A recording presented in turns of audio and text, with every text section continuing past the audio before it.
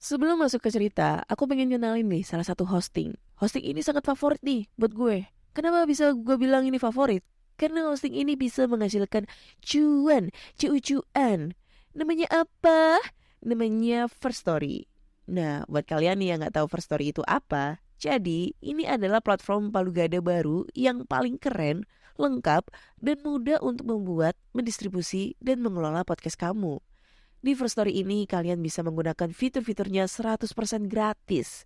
Kamu bisa mengupload episode terjadwal dan mendistribusikan podcastmu di semua platform hits podcast kesayangan kalian. First Story menyediakan customer service yang luar biasa berkat tim yang berisikan podcaster berpengalaman. Kamu bisa share podcastmu tanpa ribet dengan F-Link yang akan mencakup semua link platform dan sosial mediamu. Dengan First Story Ads, kamu bisa mengakses monetisasi yang mudah dan beneran nih bisa kamu cairkan sesegera mungkin. Tanpa biaya tambahan dan tanpa ribet. Di garis bawahi, ribet gak pakai ribet ya. Jadi tunggu apa lagi? Gunakan hosting First Story sekarang juga. Hello? Hello? Podcast Network Asia. Lisir wangi seliramu tuh makin sirno ojo tangi kanmu guling awas jo ngetoro aku lagi bang wingo Yen setan kang tak putusi Dadi sembarang ojo lae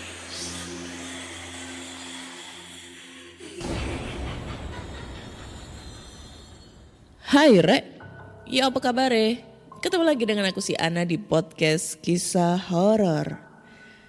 Kita ketemu di episode 150 berapa ya? 8. Dan di episode kali ini aku akan bacakan cerita horor ataupun email berhantu yang sudah dikirimkan teman-teman melalui podcast kisah horor @gmail.com atau di Instagram podcast kisah horor serta Google Form yang linknya tersedia di bio Instagram podcast kisah horor. Oke. Ini sebenarnya tanggal 14 Februari 2022 ya. Tapi ini bakal tayangnya episode 157 itu episode berapa sih? Lupa gue. Episode 158. Itu di tanggal 15 Februari 2022. Hai. Ya, sebelumnya aku mau mengucapkan Happy Valentine Days buat teman-teman semua, para kaula-kaula muda ya yang punya pasangan. Merayakan Valentine ya. Kalau saya kan nggak punya pasangan gitu kan. Kalau kalian kan punya pasangan. Nah, buat kalian semua tuh dapat apa nih dari pasangan kalian? Mungkin yang cewek dapat bunga, coklat, baju, atau mungkin cincin berlian ya kan. Terus kalau si cowok mungkin dikasih kado dari ceweknya itu mungkin biasanya kaos, dompet, hoodie, motor, mobil, apalah ya itu pokoknya. Ya, kalau aku mah boro-boro Valentine, pacar aja gak ada. Beli coklat sendiri di Indomaret sama Alfa, ya kan? Terus dimakan-makan diri, bikin story. Makasih sayang coklatnya, padahal beli sendiri tuh. Oke. Ini sebenarnya banyak banget nih yang nge-DM aku sama komen di Noise tentang sesi curhat. Minggu kemarin kan banyak banget tuh yang komen, kagak usah ada sesi curhat, gak enak dengerinnya. Ternyata ini banyak banget yang ngedukung sesi curhat ya. Aku mau curhat sebenarnya ini ya, ini curhat. Tolong dengarkan. Editor tolong lagu sedih ini di hari Valentine. Gue sakit hati banget, tapi sekarang gue udah bisa move on. Kenapa aku udah bisa move on? Karena kemarin kebusukan mantan gue yang gue masih pertahankan sampai sekarang terbongkar gitu ya, berkat junior saya. Dia junior saya tapi dia seniornya mantan aku gitu ya. Mantan aku kan angkatan 2015. Juniorku yang ngasih tahu info itu 2014, sedangkan aku 2010. Jauh banget ya. Jadi dia ngasih tahu cuy, kalau ternyata mantan gue itu punya pacar lagi. Jadi dia bikin story di IG dia, yang notabene-nya juga gue diblokir dari Instagramnya dia, tapi dia berteman dengan junior saya. Terus di screenshot dia foto sama cewek bahenol seksi nge-gym bareng. Anjing gak? Gue sadar gue gak seksi, gue gak cantik, tapi gak gitu cara mainnya. Gue dendam sama dia, beneran dendam gue sekarang, dan gue udah bisa move on, udah ilfil banget sama dia. Thank you guys ya, buat teman-teman semua, akhirnya berkat kalian aku bisa move on. Mana ada galau-galauan sekarang, gak ada. Udah, ini sekarang sesi curhat terakhir karena sekarang udah gak galau, udah bisa move on. Jadi episode berikutnya udah gak ada sesi curhat. Oke cuy. Terus batuk. Sebelum kita baca cerita horor nih, karena emang ini kayaknya banyak banget nih cerita yang udah masuk.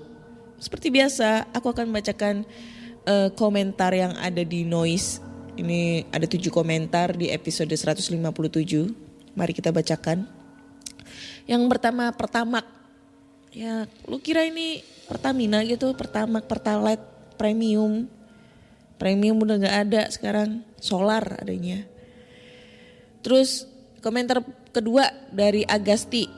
Wow, healingnya di Niagara, next level. Ya, Hotel Niagara maksudnya ya, bukan negara di Sungai Niagara gitu ya, bukan, di Hotel Niagara. Insya Allah kalau nggak minggu ini, minggu depan gua kesana, beneran dah. Tungguin aja ya.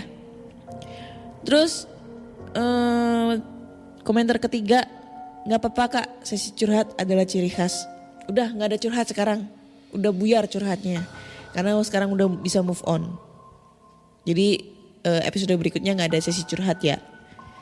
Terus cerita keempat nih, yang kemarin ngatain gue bintang 1 tidak ramah. Ini si Egi, sama aja sama namanya mantan gue, Ega sama aja. Sama-sama, gak tau lah. Dia komentar nih, ciri-ciri makanan berpenglaris. 1, makanannya laris. 2, kata orang setempat. 3, anak-anak lihat makhluk halus di dapurnya. By the way, Mbak, sesi curcol harus jadi ciri khas podcast ini. Hehehe. Padahal kemarin dia ngatain gua kebanyakan nonton baca webtoon. Sekarang dia ngedukung gua sesi curhat. Gimana nih maksudnya si Ega. Terus komentar ke berapa ini? 1, 2, 3, 4, 5. Lebih seru jikalau sesi curhat masih dipertahankan. Udah gak ada sesi curhat ya. Yang terakhir dari M. Yusuf Hakim. Lebih horor curhat buka. Thank you. Emang horor banget itu kalau masalah mantan pacar itu horor banget buat kalangan semuanya ya. Ya itulah pokoknya. So buat teman-teman semua, minggu depan udah mulai episode berikutnya udah gak ada sesi curhat. Sesi curhat ya udah hilang karena saya udah gak galau lagi gitu. Oke. Lanjut kita ke cerita horor ya. Ini udah banyak banget yang kirim cerita. Ada sekitar 50 pesan yang udah masuk di email dan sekitar 23 cerita di Google Form. Langsung aja kita bacakan cerita pertama nih. Cerita pertama ini berjudul Hantu Kuyang atau Palasik. Assalamualaikum warahmatullahi wabarakatuh. Selamat sore Kak Ana. Selamat sore juga buat pendengar podcast kisah horor. Aku mau share cerita yang sebenarnya gak aku alamin langsung, tapi ini dengar dari keluargaku. Pertama kenalin, nama aku Jai. Aku asli dari Kalimantan Tengah, tepatnya kota Palangkaraya. Cerita pertama, aku anak laki satu-satunya dari 4 bersaudara. Nah, cerita pertama ini datang dari kakak aku, lebih tepatnya sih suaminya yang cerita ke aku. Kebetulan tahun 2013 itu aku merantau ke Jakarta buat menuntut ilmu. Nah, ketika liburan kuliah, aku biasanya pulang kampung nih. Pada saat pulang kampung, tepatnya itu pertengahan tahun 2013, kakak aku lagi hamil 6 bulan. Nah, dari sini cerita hantu kuyang itu berawal. Jadi suami kakak aku itu dia punya toko di pasar.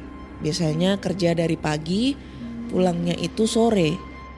Tapi pada hari itu karena ada keperluan, jadi dia pulangnya agak malam. Kebetulan waktu kakak aku hamil ini dia dan suaminya masih tinggal di rumah ortu aku. Dan ortuku emang nyuruh buat tinggal bareng aja dulu, biar kakakku ada yang ngurusin kalau dia lagi kerja. Nah malam itu kira-kira jam 8 malam, suami kakakku ini baru pulang dari toko. Pas sesampainya di rumah, dia ini langsung ke kamar. Letak kamar kakak aku dan suaminya ini letaknya di belakang dekat dapur. Pas masuk kamar ternyata kakakku udah tidur. Ya taulah ibu hamil itu kayak gimana. Tapi selain itu pandangan dia tertarik ke cahaya dari atas jendela. Tepatnya dari ventilasi kamar dia. Dia ngeliat 2 cahaya merah agak oranye gitu dari sela ventilasi kamarnya. Kayak 2 buah senter yang disorotin pakai 2 tangan. Tapi gak mungkin dong, soalnya itu tinggi ventilasinya 2 meter lebih dari tanah. Sontak dia kaget dong ngeliat cahaya berbentuk mata di luar kamar istri dia yang hamil. Dan dia langsung ingat kalau ada orang hamil, hantu kuyang itu pasti tertarik karena mencium baunya. Dia langsung baca doa. Kebetulan suami kakakku ini orangnya religius dan lulusan pesantren. Gak beberapa lama dia doa cahaya di ventilasi jendela itu hilang. Di situ suami kakak aku tahu kalau kakakku udah ditandai sama itu hantu kuyang. Buat yang belum tahu hantu kuyang ini adalah hantu kepala dengan isi perut yang menggantung dan melayang. Kerjaannya adalah memakan janin ibu hamil. Ada juga yang bilang kalau hantu kuyang ini adalah orang yang lagi ngepraktekin ilmu hitam. Lalu selanjutnya cerita ini datang dari sepupu aku namanya Bang Hadi. Aku langsung diceritain sama Bang Hadi soal kejadian di saat nyokap aku lagi hamil. Jadi kira-kira ini cerita kejadiannya 21 tahun yang lalu. Pada malam itu seperti biasa di komplek perumahan aku diadakan ronda dan kebetulan Abang Hadi lagi dapat giliran. Dia sama teman-temannya nongkrong di pos ronda di depan komplek gak jauh dari rumahku. Waktu sudah nunjukin pukul 11:30 malam. Saat itu dia sama teman-temannya lagi main kartu domino. Gak lama setelah itu salah satu teman dari Abang Hadi ngelihat cahaya di atas langit yang makin lama makin dekat dan tiba-tiba belok ke arah gang rumah aku berada. Terjadilah percakapan antara Bang Hadi dan temannya. "Uy, di tadi itu apa?" Loh, kok jadi bahasa Madura ya? Tanya teman Bang Hadi bingung. "Kada tahu jua kayak api terbang tadi." "Gak tahu juga kelihatan kayak api terbang," kata Bang Hadi. "Hau kalau Pina kuyang, siapa yang lagi hamil di gang tuh?" "Jangan-jangan kuyang. Emang siapa yang lagi hamil di gang itu?" Dengan ekspresi kaget Bang Hadi sambil berkata dengan nada tinggi, "Astagfirullah, acilku." Acil artinya tante atau bibi. Langsung dia dan beberapa orang temannya lari ke arah gang rumahku berada. Kebetulan waktu itu masih banyak kebun kelapa di sekitar komplek perumahanku. Makanya dikasih nama Gang Kelapa. Cahaya seperti api itu masih melayang ngitarin gang rumahku. Cahayanya terlihat dari sela-sela daun kelapa yang tertiup angin malam. Berputar-putar seperti sedang mencari target. Mungkin karena kuyang ini sadar ada banyak orang yang mengejarnya, sehingga dia hinggap di salah satu pohon kelapa seperti bersembunyi. Bang Hadi lalu memberitahu temannya untuk tetap memperhatikan pohon kelapa yang dihinggapi oleh kuyang itu. Sedangkan dia pergi ke rumahku untuk memperingati bokap dan nyokapku. Assalamualaikum, teriak Bang Hadi sambil mengetuk pintu dengan kencang. Waalaikumsalam, suara dari dalam rumah menyahut. Gak lama bokapku membuka pintu. Kenapa bulik Di? Maka Ikam lagi ronda. Kenapa pulang? Di, bukannya kamu lagi ronda? Tanya bokapku ke Bang Hadi. Dengan terengah Bang Hadi menjawab, ada kuyang Om. Tadi kami lihat terbang ke arah sini. Tadi Inyak hinggap di pohon kelapa sana. Ada kuyang Om, tadi kami lihat terbang ke arah sini. Baru aja dia hinggap di pohon kelapa sana. Letak pohon kelapa ini kira-kira 100 meter dari rumahku. Hah? Iya kah? Astagfirullah, jawab bokap aku. Gak lama nyokap aku yang hamil tua keluar ke ruang tamu dengan bingung dan bertanya, ada apa ribut-ribut di luar? Ada kuyang, kata Hadi, jawab bokap aku. Nyokap aku dengan nada tenang berkata, insya Allah, kada apa-apa. Jan ini sudah memberitahu supaya mengandak pucuk daun jingga, gunting dan surah yasin di kamar. Inyak kada wani bepara. Anjir, gak paham.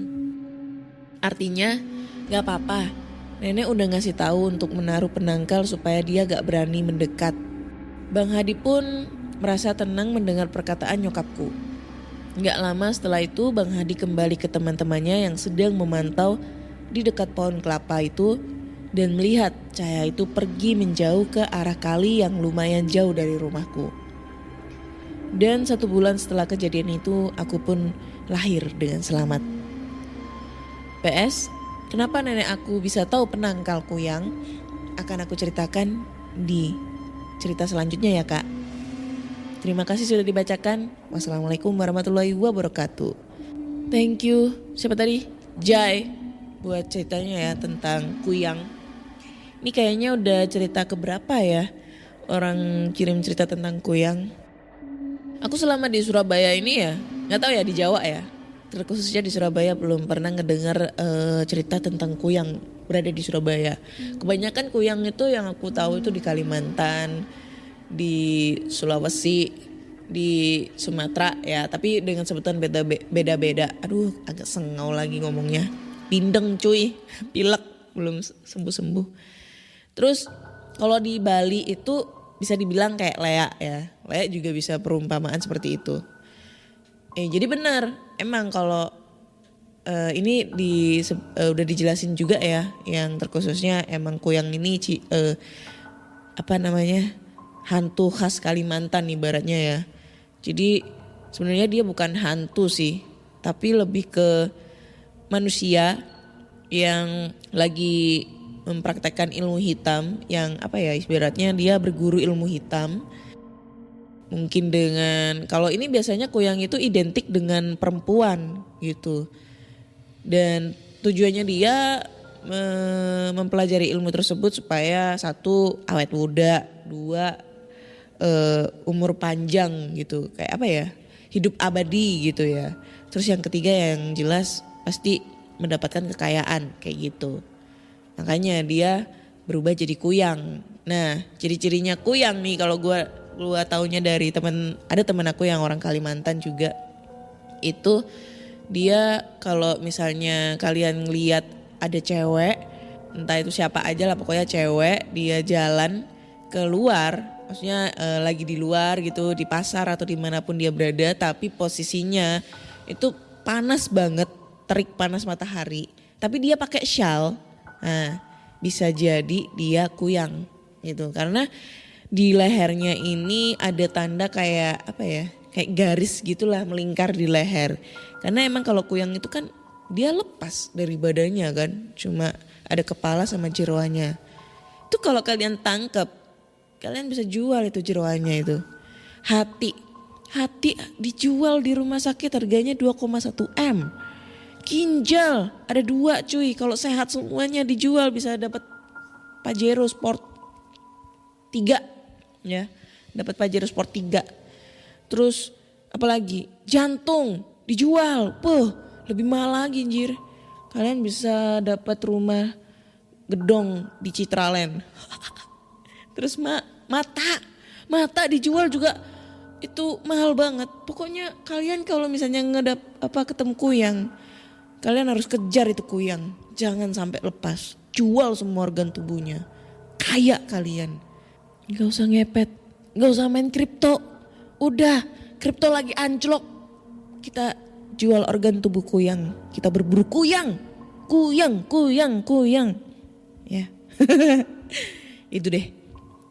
Thank you buat Jai ceritanya. Ditunggu cerita berikutnya ya. Oke. Next, kita lanjut ke cerita berikutnya ini.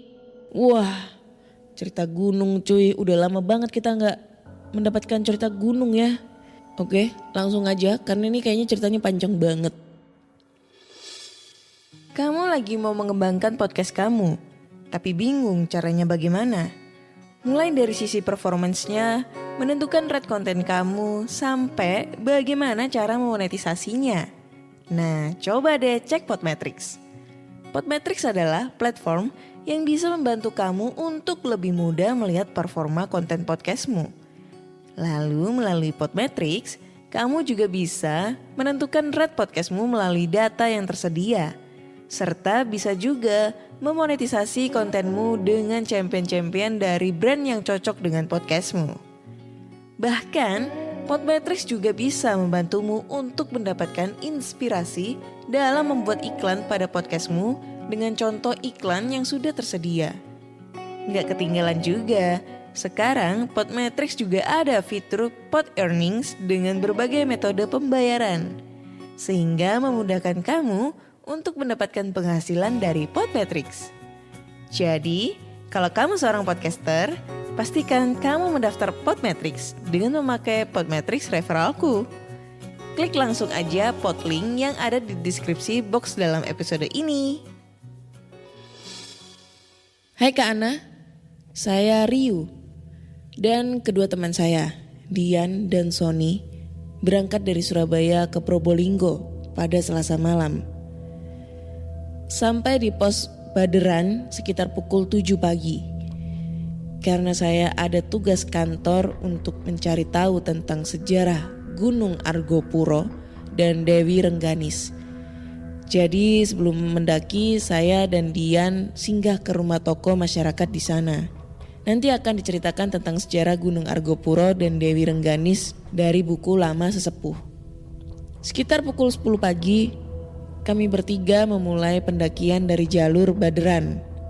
Di pos Baderan, kami bertemu dengan sepasang kekasih yang merupakan mahasiswa dari Semarang. Karena mereka baru perdana mendaki Gunung Argopuro, jadi mereka ikut barengan mendaki bersama kami. Di tengah perjalanan, kami bertemu dengan satu tim lagi, yaitu mahasiswa dari Yogyakarta. 5 orang mahasiswa Yogyakarta ternyata baru juga mendaki Gunung Argopuro. Mereka nekat mendaki gunung tanpa ada satu orang pun yang pernah mendaki gunung ini sebelumnya.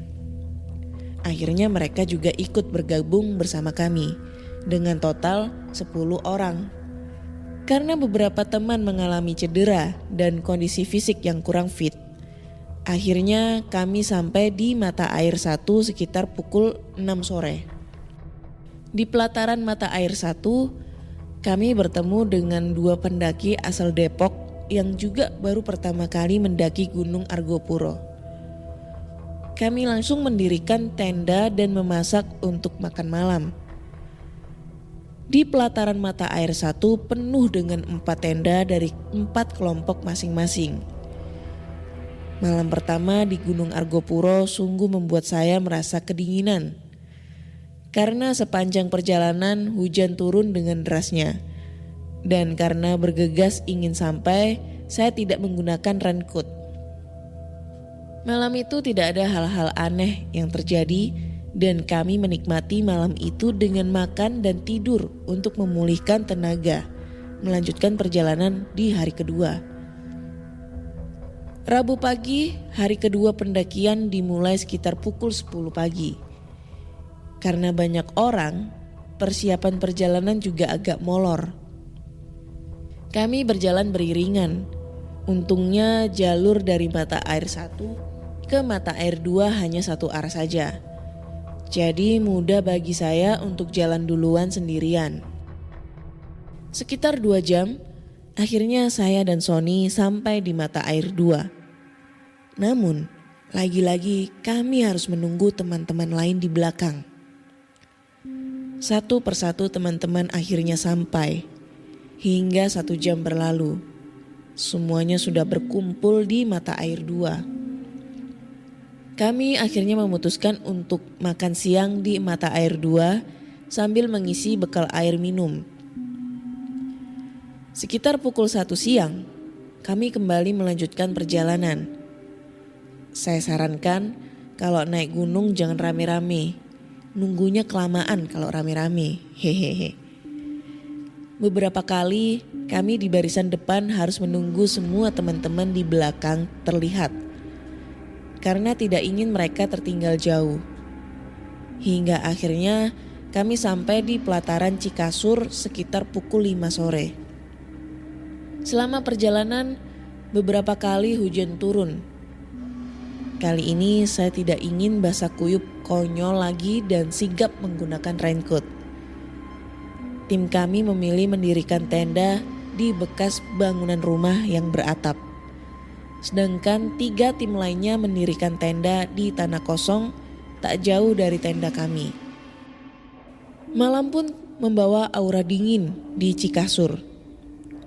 Semua pendaki memilih beristirahat di dalam tenda masing-masing. Sekitar pukul 10 malam, Andi, salah satu pendaki asal Yogyakarta, mendengar ada langkah kaki mendekat ke tendanya. "Mas Sony," ucap Andi menegur orang di luar tenda. Namun tak ada sahutan siapapun. "Mas Dian," Andi kembali memanggil nama temanku. Namun lagi-lagi tidak ada sahutan apapun. Andi dan keempat temannya saling pandang. Namun mereka tidak ingin berpikir macam-macam. Mereka kembali melanjutkan obrolan hingga rasa kantuk menggelayuti mata mereka dan segera memilih tidur. Keesokan paginya Andi datang ke tenda kami dan langsung menanyakan siapa yang semalam keluar tenda dan menuju ke tenda mereka. "Loh, kami semua di tenda aja kok semalaman. Gak ada yang keluar ke tenda," ujar Dian. "Oh, kirain Mas Sony atau Mas Dian yang ke tenda kami. Waktu saya panggil gak ada balasan. Suara langkah kaki juga gak terdengar lagi. Kalau teman-teman deket tenda pasti saya tahu. Tapi suara langkah kaki itu terdengar jauh dari tenda kami," kata Andi. Kami pun hanya tersenyum mendengar cerita Andi dan kembali melanjutkan packing barang. Sekitar pukul 10 pagi kami melanjutkan perjalanan kembali. Kami menargetkan maksimal 2 jam bisa sampai ke Cisentor. Karena kami akan melanjutkan pendakian ke puncak Gunung Argopuro dan Dewi Rengganis pada siang harinya. Untungnya, selama perjalanan tidak ada kendala apapun. Sehingga pukul 12 kami semua tiba di Cisentor. Setelah mendirikan tenda dan makan siang, kami pun melanjutkan perjalanan ke puncak gunung dengan membawa perbekalan seadanya. Namun, 3 orang tidak ikut dan memilih beristirahat di tenda saja. Ketiga orang tersebut adalah temanku, Dian, sepasang mahasiswi Semarang, dan sepasang mahasiswa Semarang, Irma dan Irfan. Sepanjang perjalanan ke puncak, alhamdulillah kami bersembilan tidak mendapati halangan atau mengalami cerita mistis. Namun, ketegangan dialami oleh Dian yang memilih beristirahat sendirian di dalam tenda. Jarak tenda saya dan mahasiswa Semarang dibatasi oleh tenda mahasiswa Yogyakarta. Karena merasa bosan, Dian akhirnya menghidupkan musik di handphonenya. Dia mendengarkan musik pakai headset sambil rebahan tiduran. Lagu-lagu metal yang dia dengarkan cukup menghilangkan kejenuhannya sendirian di tenda. Namun, memasuki lagu kelima, Tiba-tiba suara musiknya perlahan mengecil dan mati. Dian pun kaget, mengapa tiba-tiba musik di handphonenya tiba-tiba mati. Padahal dia masih ingat baterai handphonenya masih penuh. Dian pun langsung bangun dan mengecek handphonenya. Saat dilihat handphonenya masih menyala dan musik playernya juga masih hidup. Namun tidak ada suara apapun yang keluar dari headsetnya. Ia lalu melepaskan headsetnya dan kembali menghidupkan musiknya. Ternyata bisa hidup. Karena merasa ada sesuatu yang aneh, akhirnya dia memilih menonaktifkan handphonenya dan mencabut baterainya. Dian tidak ingin nanti ada suara aneh terdengar di handphonenya. Dian lalu langsung tidur untuk bisa menghilangkan rasa cemasnya. Seketika dia langsung ingat bahwa sudah masuk waktu maghrib. Kami bersembilan akhirnya sampai puncak gunung dan langsung turun bergegas karena malam sudah menyelimuti hutan. Sekitar pukul 8 kami sampai di Cisentor dan memilih beristirahat di tenda masing-masing. Sekitar pukul 2 dini hari, Irfan mendengar ada langkah kaki di luar tenda. Irfan pun menegur orang yang sedang di luar tenda. Namun tidak ada sahutan apa-apa. Dia pun langsung tidur karena rasa kantuknya lebih berat dari rasa penasarannya terhadap orang yang ada di luar tenda. Lalu part kedua. Langkah kaki dan suara wanita misterius di Gunung Argopuro. Jumat pagi, kami semua bersiap untuk sarapan dan packing untuk melanjutkan perjalanan. Pagi kami dihibur dengan obrolan santai yang kocak dari guyonan mahasiswa Yogyakarta. Di tengah obrolan, Irfan lalu menanyakan siapa yang keluar tenda malam-malam. Jam segitu siapa yang keluar malam-malam ya? Tanya Irfan. Kalau kami udah tidur mas, ucap Andi sembari mengunyah sarapan mie gorengnya. Iya mas, ngapain malam-malam gitu kami keluar tenda? Dingin tahu, sahut kakak, pendaki asal Depok. Lah, terus siapa dong yang jalan malam-malam di luar tenda? Mas dari Surabaya kali ya? Tanyanya lagi.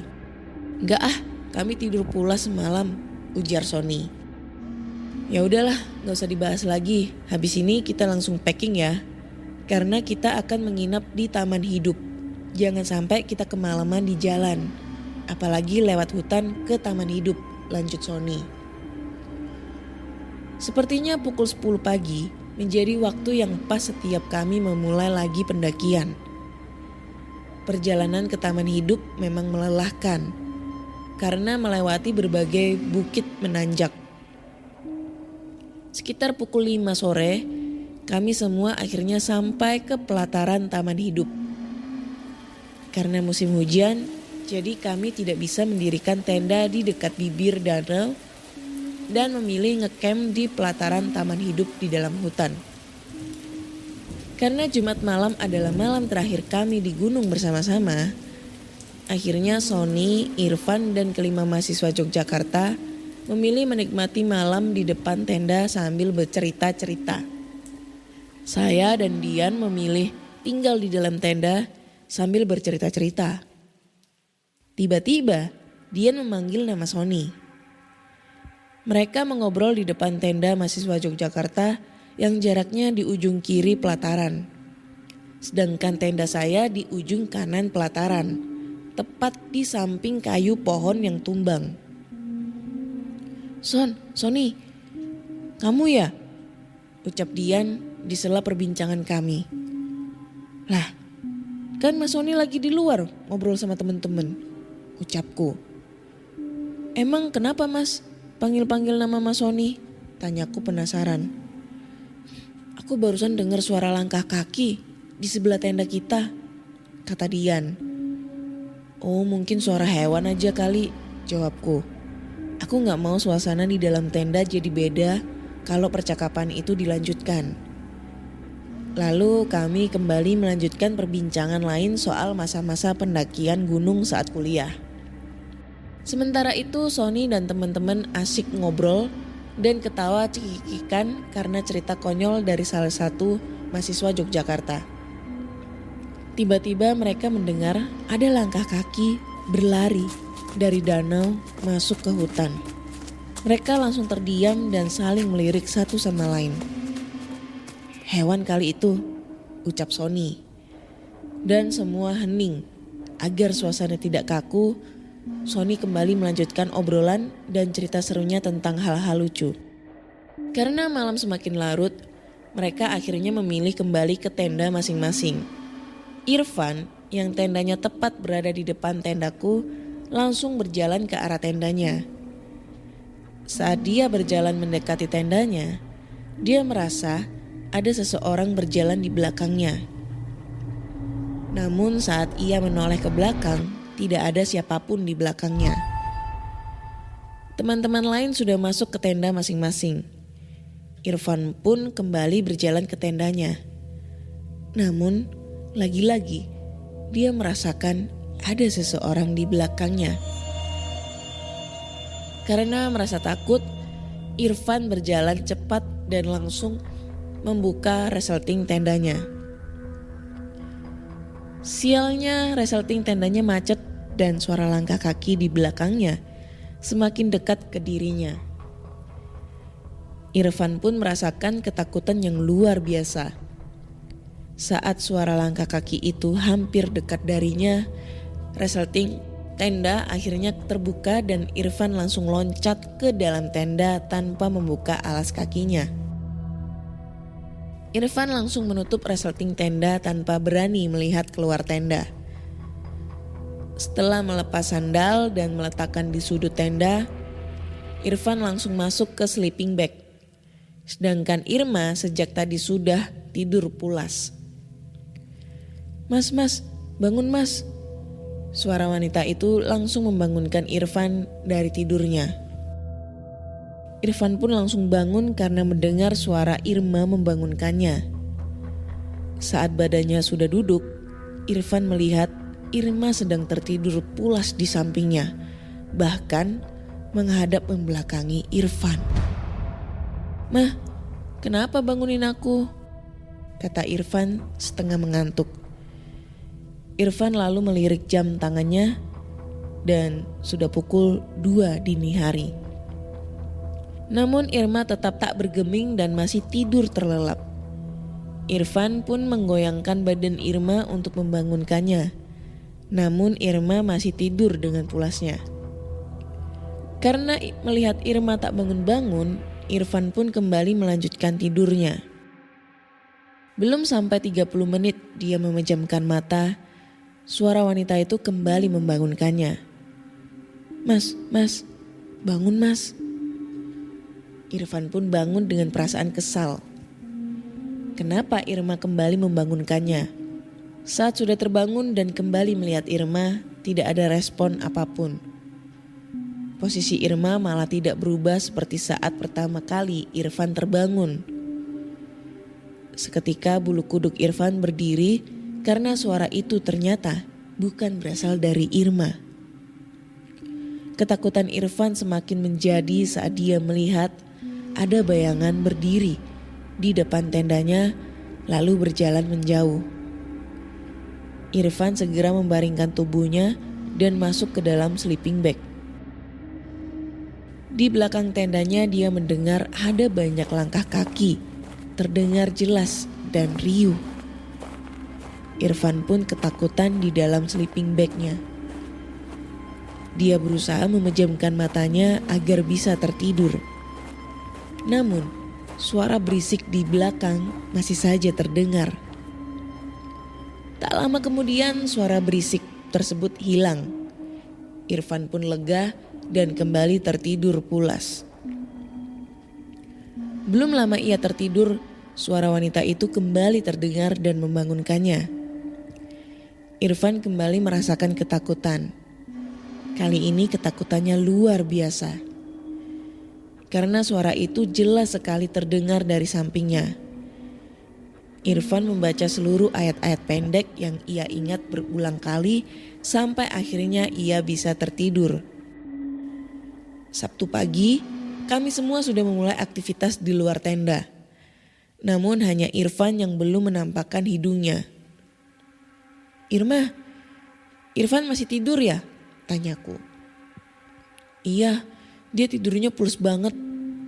Udah aku bangunin tapi masih aja molor. Ngorok tuh dia, jawab Irma.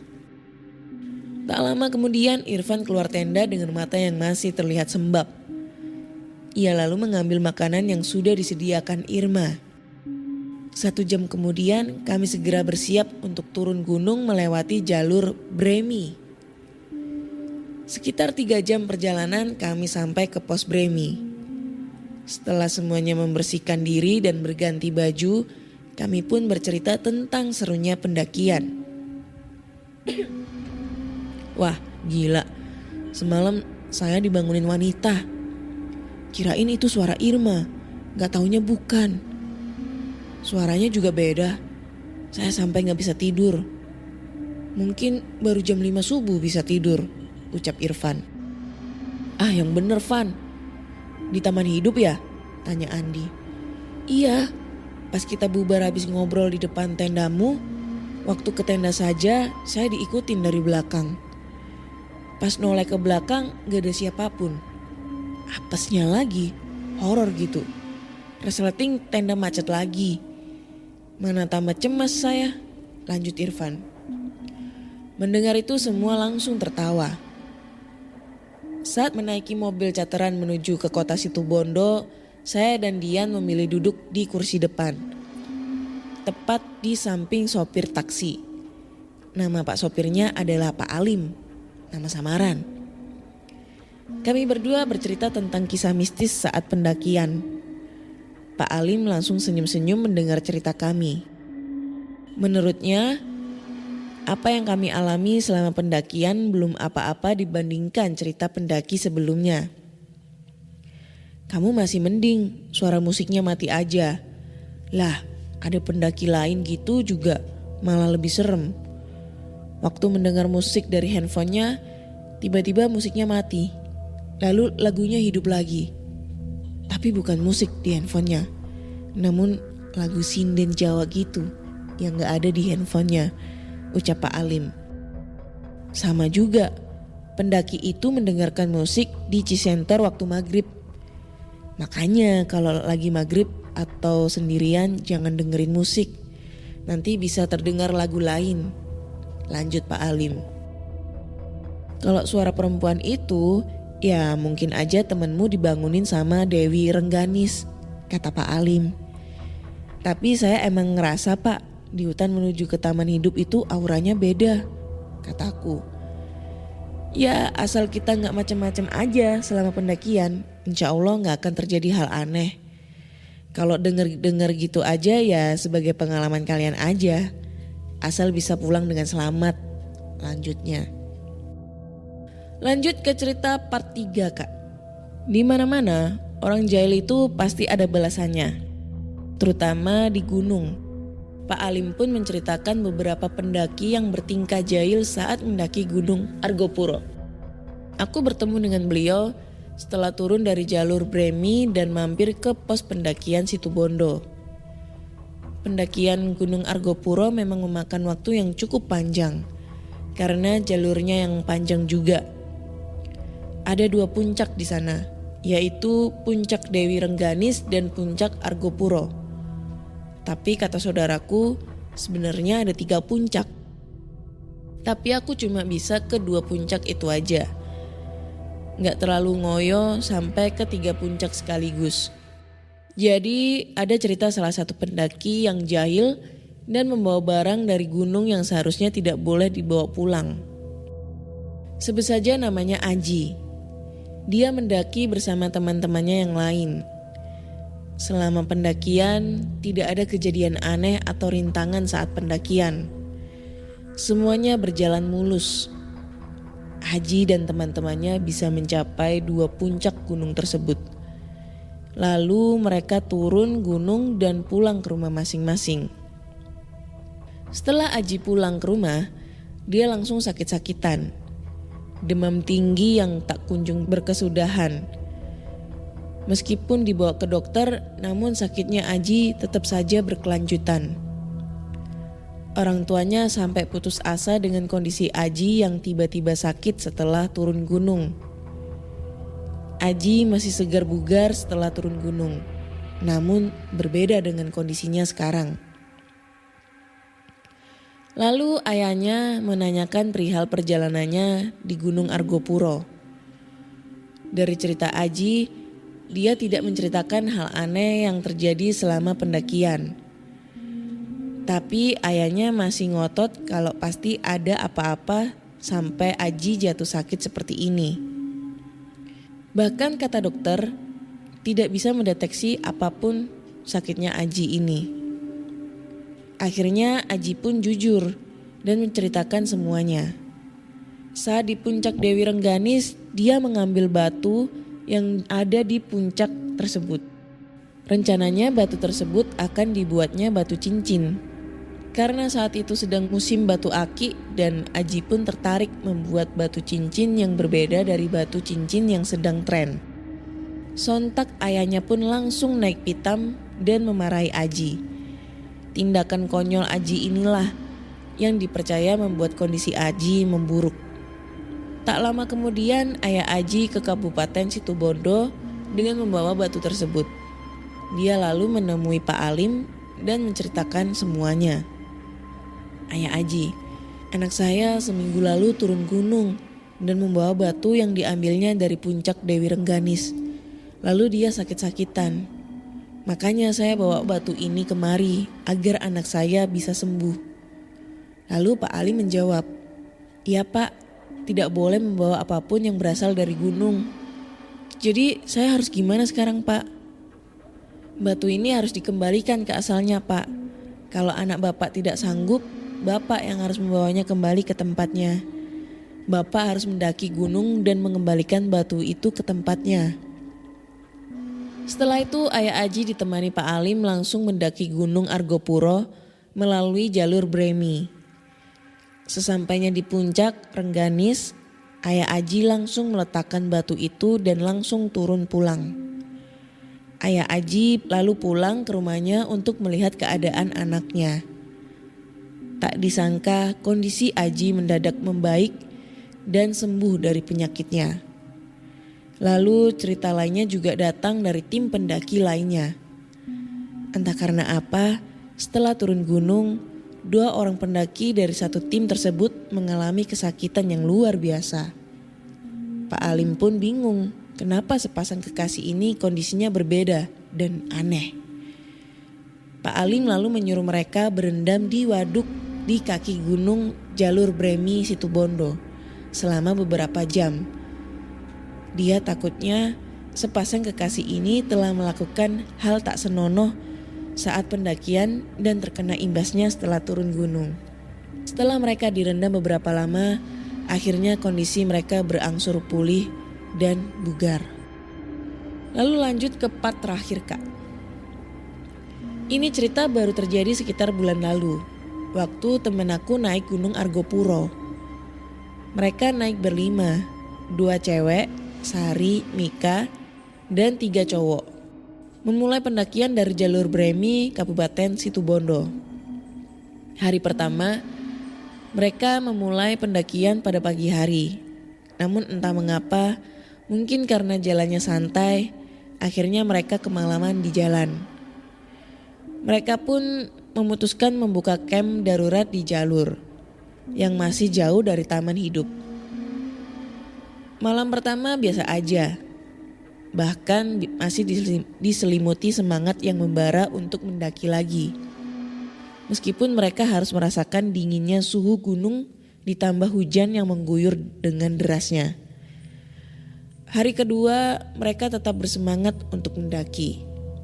Namun ternyata kondisi Mika lama-kelamaan memburuk.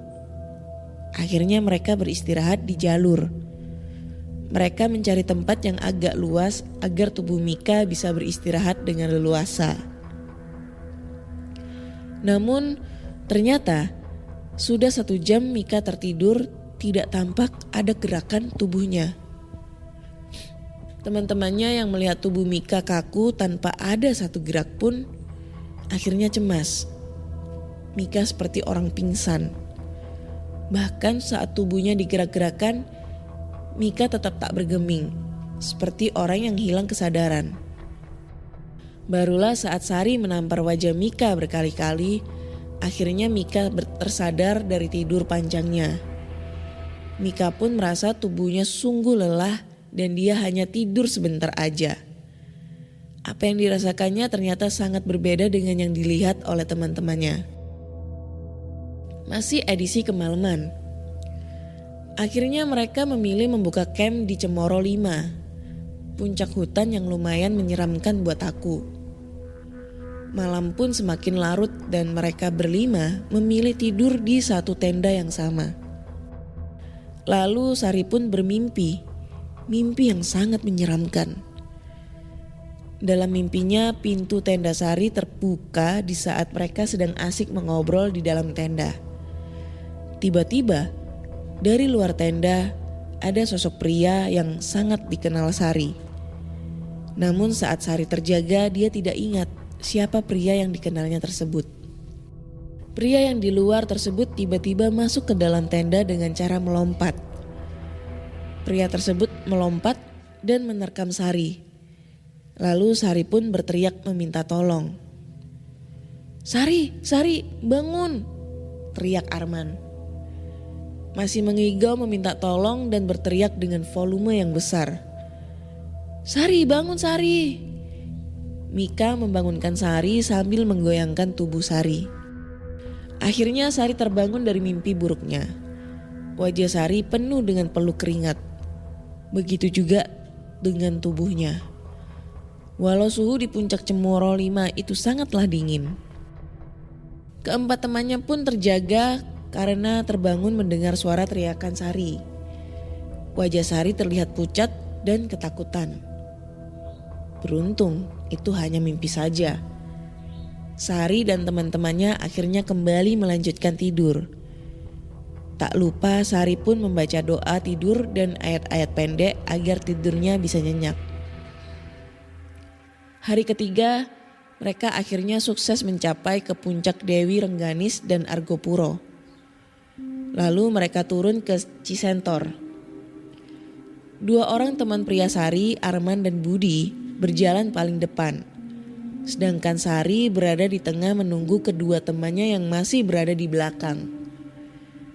Arman dan Budi akhirnya sampai ke Cisentor lebih dulu. Mereka lalu memasak mie dan membuat minuman agar saat ketiga temannya sampai di Cisentor, mereka bisa makan langsung. Mereka berbagi tugas.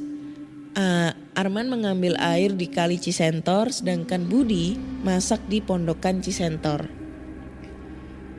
Namun saat Budi sedang memasak, tiba-tiba bulu kuduk Budi berdiri dan dia merasa merinding. Padahal Budi termasuk orang yang pemberani dan tidak memikirkan hal mistis apapun selama masak. Karena perasaannya semakin tak karuan, akhirnya Budi mematikan kompornya dan menyusul Arman ke sungai. "Kenapa kamu kemari? Emang udah masaknya?" Belum sih, gak enak aja sendirian di sana." Bilang aja kamu takut sendirian."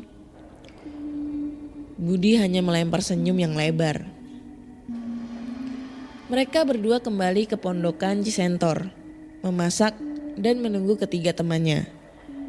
Tak lama kemudian ketiga temannya akhirnya sampai ke Cisentor dan mereka menyantap makan siang bersama-sama. Lalu mereka kembali melanjutkan perjalanan. Karena sudah sore di perjalanan, akhirnya mereka memilih ngecamp di Rawa Embi. Beruntung di kawasan ini tidak ada gangguan atau mimpi buruk lagi yang dialami Sari dan teman-temannya. Hari keempat. Setelah sarapan dan packing barang, mereka melanjutkan perjalanan pulang. Akhirnya mereka memilih ngecamp di Cikasur, tepatnya di bawah atap rumah yang disinggah dengan sisa dinding rumah permanen di sana. Yang pernah ke Cikasur pasti tahu tempat ini. Lagi-lagi, Sari mengalami mimpi buruk. Sama seperti mimpi sebelumnya. Dalam mimpinya ada sosok pria misterius yang sepertinya dikenalnya. Dalam mimpinya pria itu mengajak Sari pergi jauh entah kemana. Namun Sari takut dengan ajakan pria tersebut. Dalam mimpinya Sari sadar jika dia ikut pergi dengan pria itu. Dan dia akan hilang dan tak akan kembali ke dunia nyata. Sari pun ketakutan dan memanggil teman-temannya yang berada di sampingnya.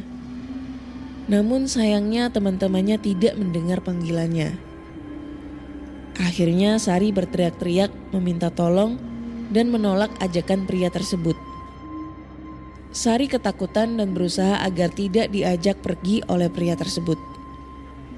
Teman-temannya pun terbangun mendengar Sari mengigau sambil berteriak keras.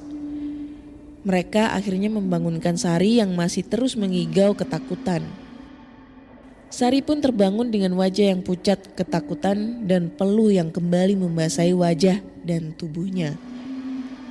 Walau itu mimpi, Sari merasakan mimpi itu seperti nyata. Dan untungnya dia bisa cepat sadar dari mimpinya. Ternyata kisah horor itu tidak hanya dialami Sari saja di Cikasur. Budi yang berada di ujung deretan tidurnya juga merasakan kegelisahan yang teramat sangat. Saya merasa ada angin yang ditiupkan ke kepala saya. Lalu Arman ngejawab, "Ah, masa sih Bud?" "Iya, mungkin angin dari luar ya. Tapi saya emang susah tidur." "Bener, kamu susah tidur dan ganggu saya tidur. Dari tadi badanmu bolak-balik terus, balik kanan, balik kiri." Lalu Budi menjawab, "Gak tahu kenapa, gelisah terus saya dari tadi. Ternyata Sari juga mimpi buruk. Ya udah, besok kita mau lanjut perjalanan pulang. Sebelum tidur kita baca doa dulu agar tidur kita nyenyak dan tidak diganggu apapun." Arman pun menjawab. Mereka lalu kembali melanjutkan tidurnya. Untungnya tidur kedua ini si Sari tidak bermimpi aneh-aneh lagi. Dia bisa tidur dengan pulas dan ngorok. Hari kelima mereka sarapan, packing, dan turun melewati jalur Baderan. Perjalanan mereka pun penuh dengan gembira dan sedikit cerita mistis yang cukup membuat mereka bergidik. Terima kasih Kak Ana sudah dibacakan pengalaman saya dan teman-teman saya. Mohon maaf jika ceritanya panjang banget. Sebenarnya banyak banget nih pengalaman aku dan teman-teman aku pada saat mendaki gunung di seluruh Indonesia. Next time aku bakal cerita ke podcast kisah horor. Sehat terus buat Kak Ana dan sukses terus buat podcast kisah horor. Oke. Thank you banget buat siapa tadi namanya? Anjir, lupa namanya. Itulah tadi namanya lupa. Buat ceritanya ya yang cukup panjang, hampir sejam aku bacain cerita. Akhir-akhir ini podcast kisah horor ceritanya hampir sejam. Rumah dinas kemarin 1,5 jam ceritanya. Ini sekarang sejam. Anjay. Inilah alasanku kenapa aku gak mau naik gunung. Di satu sisi lain capek ya naik gunung. Sebenarnya sih pengen banget sih ya naik gunung. Karena melihat teman-teman aku yang anak-anak Jalawira itu ya keren-keren gitu ngedaki gunung. Terus habis itu foto-foto lihat pemandangan di atas gunung. Aduh keren banget sumpah. Tapi aku nyoba naik gunung Bromo aja ngedaki pendakian pertama itu udah capek banget. Padahal ngedakinya gunung itu gak begitu, maksudnya bukan ngedaki gunung sih itu kayak tanjakan pertama gitu deh. Buat ngeliat sunrise tuh aduh sumpah capek banget, capek. Apalagi ngedaki gunung yang tinggi banget, aduh gak bisa kebayangin ya gimana capeknya. Makanya aku gak mau ngedaki gunung. Di satu sisi lain juga banyak banget nih cerita-cerita atau kejadian-kejadian orang hilang pada saat ngedaki gunung. Nah itu juga takut banget sebenarnya gue. Jujur aku nggak takut, bukan ini maksudnya ini ya, nantang ya. Ibaratnya kayak takut dengan hal-hal mistis di sana, enggak. Tapi gue takut kalau seandainya pas di sana aku dehidrasi, terus kecapean, kelelahan, linglung dan lain-lain, akhirnya salah jalur, salah arah, jatuh.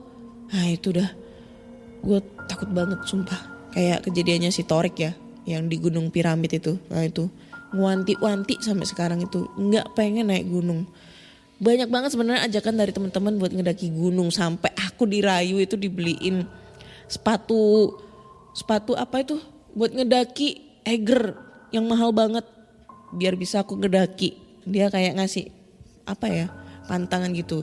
Kalau kamu mau ngedaki gunung, aku beliin sepatu gitu. Sepatu gunung gitu. Aduh, bukannya nggak mau nerima gitu, tapi takut. Makanya banyak banget nih cerita-cerita dari pendengar podcast kisah horor itu tentang ceritanya pendakian di gunung. Dari situ juga bikin saya parno, nggak mau ngedaki gunung. Lebih baik saya melihat pantai daripada ngedaki gunung gitu.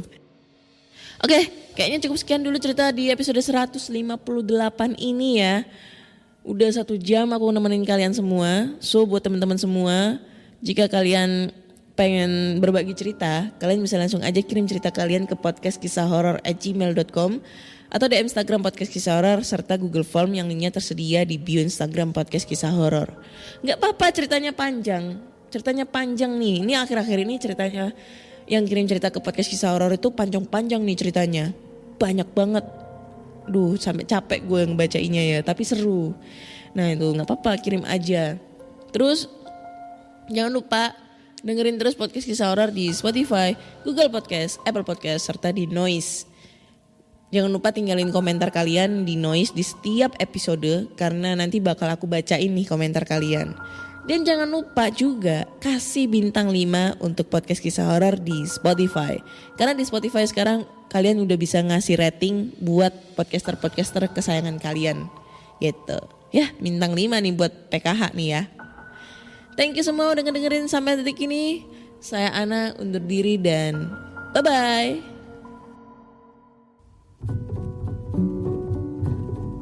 Pandangan dan opini yang disampaikan oleh kreator podcast, host, dan tamu tidak mencerminkan kebijakan resmi dan bagian dari Podcast Network Asia. Setiap konten yang disampaikan mereka di dalam podcast adalah opini mereka sendiri dan tidak bermaksud untuk merugikan agama, grup etnik, perkumpulan, organisasi, perusahaan, perorangan, atau siapapun dan apapun.